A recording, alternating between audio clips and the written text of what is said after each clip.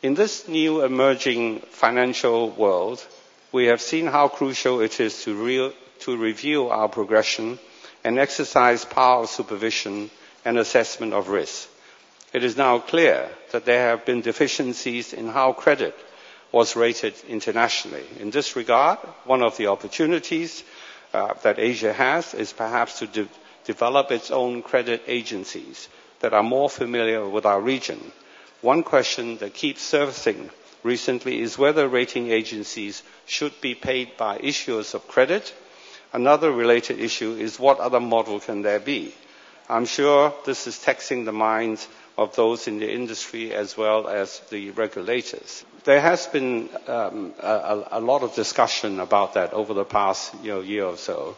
But I think the financial crisis has actually focused on that, in part because some people felt that some of the existing rating agencies fell asleep or didn't adhere to the Bible that made them so successful.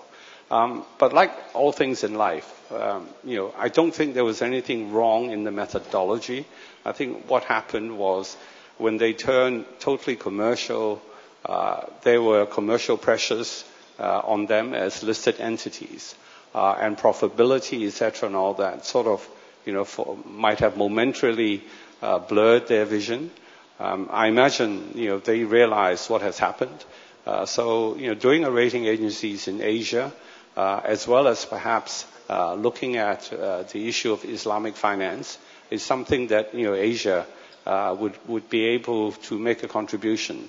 I think as far as timeline is concerned, I think the key thing is to try and find a shareholder body that is not looking for a quick buck or a quick return, which probably means that you might have to look at some form of governmental support or